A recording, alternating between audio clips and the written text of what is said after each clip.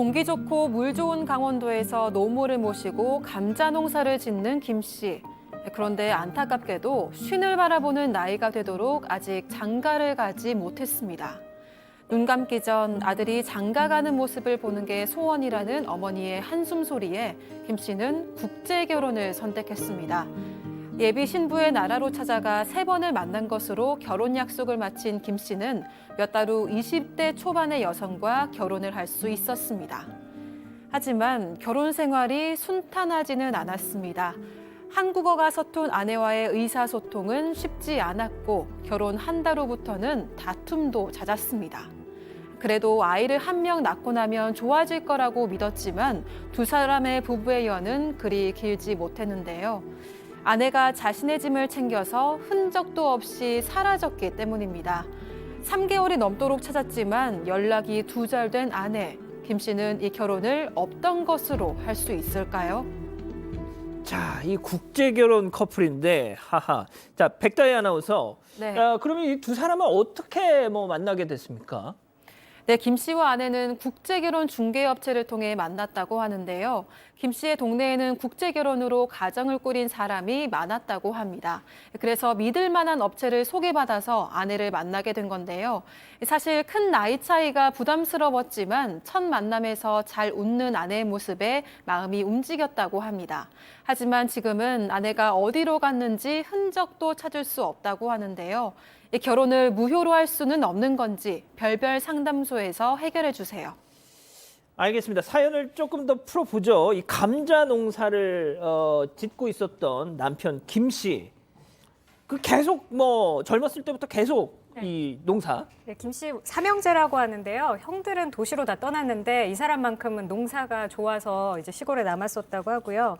아버지가 돌아가시고 넓은 밭을 어머니가 혼자 일구는 모습을 보면서 나는 평생 농부로 살겠다 이런 생각도 했었다고 합니다. 또 김 씨는 대학에서 농업을 전공할 만큼 전문성도 있었고 또 농사를 잘 짓다 보니 집도 좋고 모아놓은 돈도 많았다고 하는데요. 또 온라인 판매도 직접 잘 돼서 돈을 많이 벌고 있었다고 합니다.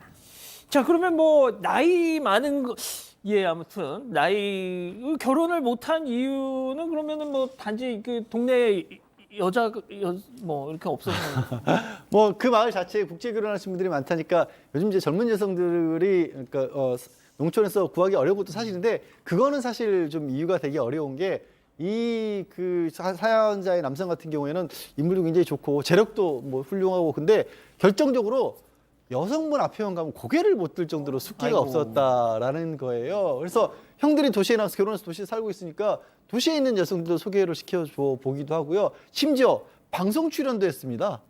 우리 사건 반장의 강력한 라이벌 프로그램 6시 네 고향 여기도 나가서 공개 구애도 했는데 소개는 됐는데 이어가지를 못했던 거예요. 아이고, 그렇군요. 이게 제가 아까 왜 이렇게 말을 더듬었냐면 저하고 별로 나이 차이가 별로 안 나는 것 같아가지고 아무튼 그런데 자 어머니의 보통 이럴 때는 그 부모님들이 특히 막내잖아요. 이분이 세 아들 중에 마지막 그러니까 좀 너무 야 아들아 빨리빨리 이거셨겠죠?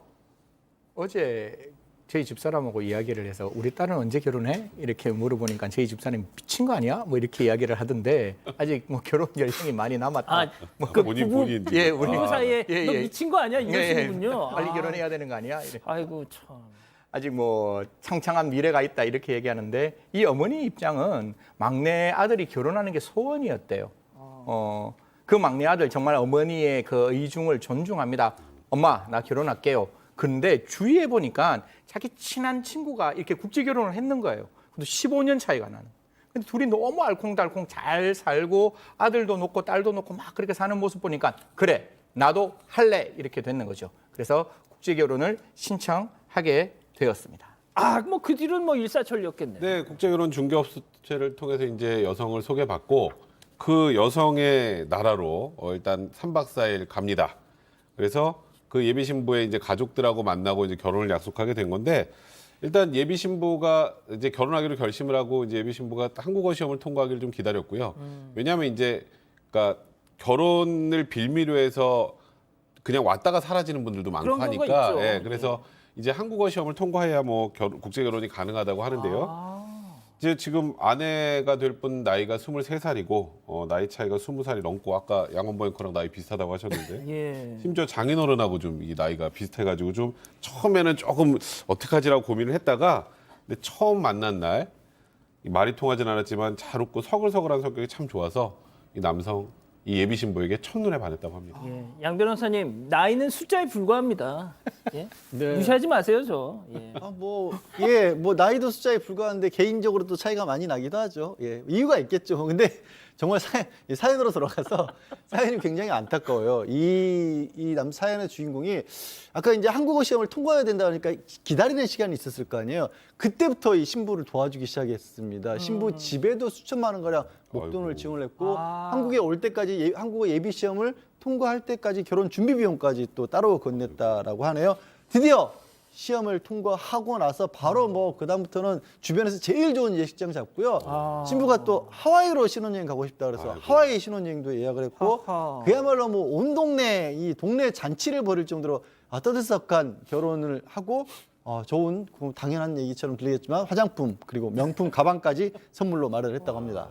아니 승현님 뭐 이 정도면은 순탄한 결혼 생활이 뭐 예약이 돼 있었을 것 같은데 왜 이렇게 틀어진 겁니까? 사실 뭐 지금 우리가 이야기했던 이 모든 부분은 굉장히 이제 순조로웠는데 언어라는 게 굉장히 어려운 영역에서 맞닥뜨릴 수가 있습니다. 특히 24시간 같이 생활을 해야 되는 부부지간에 언어의 소통이 잘 되지 않으면 굉장히 힘들어질 수가 있는데 물론 한국어 시험을 잘 봤지만 또 그 대화를 하는 문제는 또 다른 문제니까 단어 몇 개만 이야기하는 정도 수준이었고 아까 제가 말씀드렸잖아요.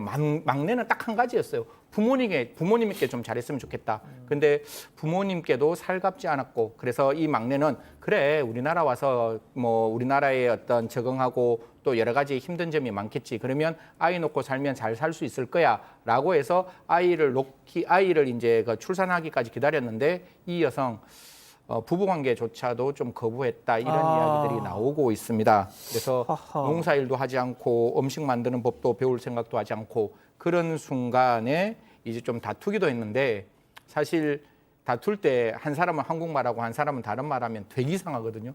그래서 그 다툼도 서로 간에 화해할 수 없는 진짜 떨어질 수 없는 거리가 만들어지는 거예요. 뭔가 이야기하고 공감해야 화해할 수 있는데 말이 다르다 보니까 감정은 더더욱 계속해서 멀어지는 예. 그런 관계가 되었습니다. 백 변호사님 그럼 결국 그런 다툼 끝에 집을 나가게 된 겁니까? 네, 근데 그 아내가 또 집 나가기 전에 직전에는 그렇게 크게 또 다투지도 않았어요.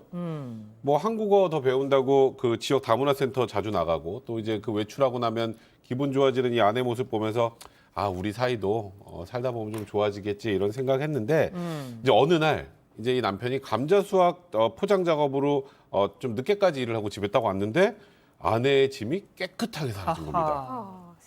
어머니 저녁상 차려드리고 잠깐 외출하겠다고 하고 나갔다는데 그 뒤로 돌아오지 않았고요. 그래서 없어진 걸 쭉 보니까 생활비, 본인의 짐, 여권 다 갖고 나갔으니까 작정하고 집을 나간 것처럼 보였다고 합니다. 예. 또 이 남편 바로 포기한 게 아니고요. 예. 석 달 동안 아내를 찾아 수소문을 했습니다만 이 아내 행방을 결국 찾지 못했습니다. 자, 그럼 이쯤에서 별별 상담소 오늘의 궁금증 짚어보죠. 국제결혼 한 달 만에 가출한 아내. 이거 혼인 무효가 가능합니까, 양 변호사님? 한마디로 말씀드릴 수는 없고요. 근데 이건 있습니다. 그러니까 혼인이라고 하는 건 생각보다 까다롭습니다. 그러니까 양쪽 다 정신적으로든 육체적으로든 부부가 돼서 결혼을 해서 살겠다라는 확실한 의지를 가지고 있을 때 혼인이라고 법적으로 인정을 해주는 거고 혼인 신고만 했다라고 해서 법적으로 인정되는 건 절대 아니거든요. 이게 이혼하고 차이점이에요. 이혼은 설령 앞으로도 같이 살고 부부로 살겠지만 법적으로는 나 이혼할래 하면 그건 또 이혼은 인정해 줍니다. 왜냐하면 그냥 쉬운 문제예요. 우리 결혼하는 가정에 대해서는 국가 차원에서 뭐 쉽게 말해서 지원하는 것도 굉장히 많지 않습니까? 그런 게 있기 때문에 혼인과 이혼은 좀 차이가 나는데 무효로 본다는 건 한쪽 당사자가 애초에 처음부터 결혼을 할 생각도 없이 이 사례 같은 경우는 단지 예를 들어 대한민국에 들어오기 위한 수단으로 예. 혼인만 썼다. 근데 실제로는 혼인할 생각이 없었다. 이런 걸 밝혀져야 되거든요. 그걸 밝히는 게 쉽지만은 않지만 가능은 합니다. 어찌됐든. 예. 아니 그 며칠 전에 대법원에서 네. 이와 유사한 그 사례가 있었잖아요. 이 국제 결혼 과정에서 잘 사는 부부도 많은데요. 이제 아내가 이 아내가 이제 외국인인 경우 들어와서 살다가 아주 짧은 기간에 짐을 싸서 나가고 그냥 한국에서 일을 해서 돈을 벌려는 목적으로 한국에 들어오기 위해서 그냥 결혼하는, 그러니까 형식적으로만 결혼하는 경우들이 종종 있거든요. 예. 그러다 보니까 단기간 결혼 생활하고 집을 나간 경우 대부분 조금 전에 양재열분 설명하셨던 것처럼 이혼이 아니라 혼인 무효 소송을 남자 쪽에서 제기하는 경우가 많습니다. 왜냐하면 그러면 나는 결혼하는 흔적 자체가 안 남는 그렇죠. 거예요. 결혼이 안 했던 거랑 똑같아지는 거니까. 그래서 대부분 혼인 무효가 인정되는 게 많았는데 최근에 단기간에 여성이 집을 나갔다고 하더라도 무조건 혼인 무효로 보면 안 된다라는 대법원 판단이 나왔습니다. 1, 2심에서는 혼인 무효를 인정을 했는데 예. 혼인 당시에 그때는 결혼 생각이 있었지만 짧게 사는 동안에 예를 들어서 언어 소통의 장애나 기타 다른 이유로 혼인 생활을 계속하고 싶지 않다라고 판단했을 가능성도 있다면 제가 아까 말한 혼인 의사, 결혼을 하겠다는 의사는 혼인할 그 당시를 생각하는 거란 말이죠. 결혼할 때는 같이 살 생각이 있었는데 생각이 바뀔 수 있잖아요. 그거는 뭐 우리나라 그 부부들 사이에서도 짧게 살고 이혼하는 경우랑 비슷한 겁니다. 그렇죠. 그럴 수 있기 때문에 무작정 혼인무효라고 판단하면 안 된다라는 대법원 판례가 최근에 나왔습니다. 자, 승희 의원님 근데 짧게 좀 부탁드릴게요. 근데 이 경우는 부부 관계도 없었잖아요. 그래서 약간 야, 이거는 조금 이상한데 이렇게 볼 수가 있지 않습니까? 그냥 가상의 인물을 둘게요. 음. 결혼하기 전에 사랑해 이렇게 물었어요. 그러니까 그 여성이 나도 사랑해. 우리 결혼할까? 응, 결혼해. 이거는 의사가 있는 거잖아요. 그 순간에 있었으면 이거는 무효는 아니라는 거예요. 사랑해? 아니 나는 사랑 안 해. 결혼할래? 말은 응. 그런데 속으로 난 니하고 결혼하고 싶지 않아. 이래야 돼야 무효니까 이거는 제가 봤을 때 그런 긍정적인 의사 표시 있었다면 무효되기는 좀 어렵지 않을까 그렇게 생각합니다. 알겠습니다. 자, 별별 상담소 이 정도로 정리하고요.